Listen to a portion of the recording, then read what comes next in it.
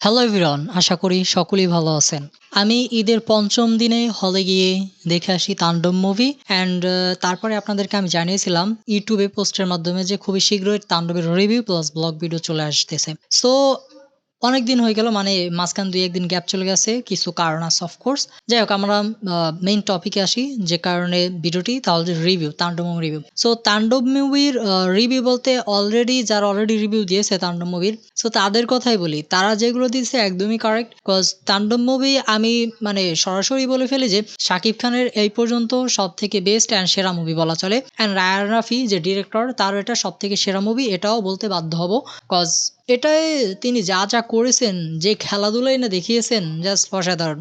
Video শেষে খুবই important একটা টপিক নিয়ে কথা বলবো, একটু কন্টিনিউ করেন শেষ পর্যন্ত। সো আশা করি এটা আপনার জানা দরকার, প্রত্যেকের জানা দরকার। সো মুভিটা একটা স্টোরি নিয়ে, যে স্টোরিটা খুবই স্ট্রং অ্যান্ড হার্ডলি একটা স্টোরি বলা চলে।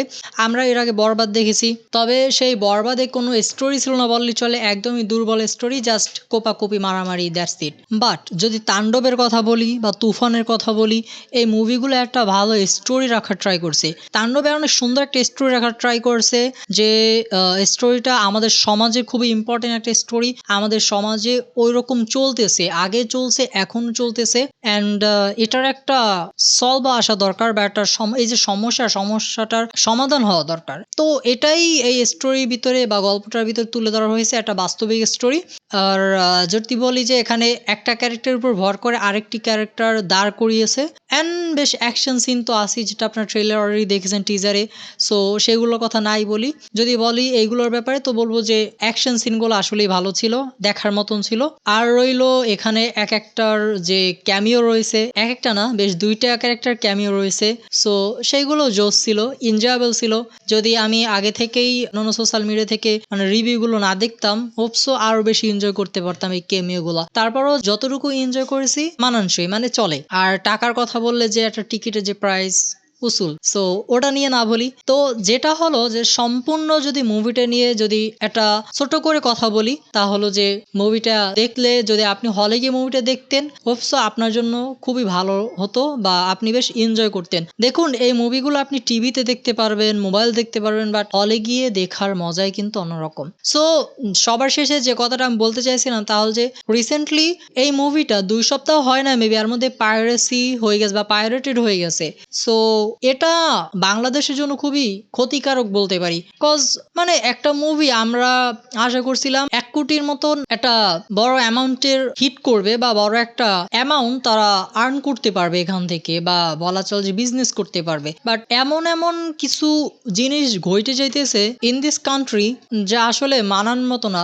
লাস্ট ফিউ ইয়ার্স যদি বলা চলে, যে মুভিগুলো হিট করে সেই মুভিগুলোই পাইরেসি আন্ডার চলে যায়। এগুলো কেন আমি ঠিক বুঝি না, এগুলো আসলে শুধু বাংলাদেশেই হয়। তাণ্ডব মুভিটা আমি জাস্ট এইটুকু বলি আপনাদেরকে, যদি কোনো একটা মুভি পাইরেসি হয়, তো সেটা হল থেকে হল প্রিন্ট হবে, মানে রেকর্ডেড ভিডিও হবে, সেটা অফকোর্স এইচডি কোয়ালিটি বা অরিজিনাল কোয়ালিটির মতো হবে না। সো মুভিগুলো কিভাবে এইচডি কোয়ালিটিতে বা অরিজিনাল কোয়ালিটিতে কিভাবে পাইরেটেড হয়, এটা কি আসলেই পাইরেসি, নাকি কোন একটা চক্র, যারা কিনা এমন ভাবে চাচ্ছে যে কিছু টাকার বিনিময়ে জাস্ট বিক্রি করে দিচ্ছে অরিজিনাল কোয়ালিটি গুলো, দেন ওইগুলা সাইটে সাইটে পাইরেসি হয়ে যাচ্ছে। সো আমি বলবো যে কোনো মুভি মেক করার আগে ডিরেক্টর বলেন, প্রডিউসার বলেন, তাদের একটু বেশি স্ট্রং থাকা উচিত। কজ অনেক বড় একটা বাজেট হোক আর যতটুকু বাজেট হোক, মুভিটা তো হিউজ পরিমাণ একটা বাজেট আর্ন করতে পারতো, তো সেটা তো অফ হয়ে গেল।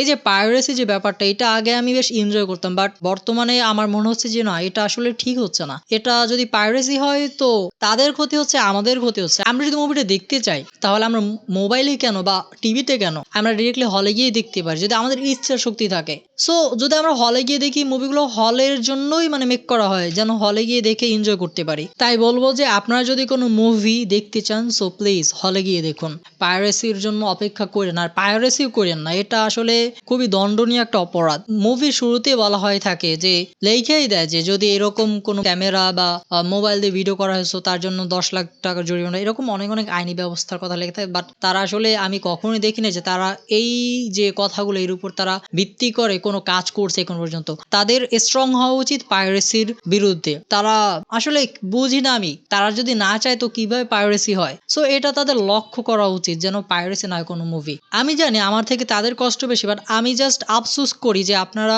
হলে গিয়ে মুভিটা না দেখে এনজয় করতে পারতেছেন না। এনজয় করবেন, হলে গিয়ে যতটা এনজয় করা যায় ওইটা আসলে এনজয় করতে পারবেন না, দ্যাটস ইট। আর তাণ্ডব মুভির রিভিউ যদি বলেন, সো আমার কাছে বেশ ভালো লাগছে, যেটা প্রথমে বলতেছি। আর নেক্সট কোনো মুভি হিট করলে প্লিজ আপনার হলে গিয়ে দেখুন, কাছের প্রেক্ষাগৃহে গিয়ে দেখুন, পাইরেসির জন্য অপেক্ষা করেন না, পাইরেসিকে না বলুন। ধন্যবাদ।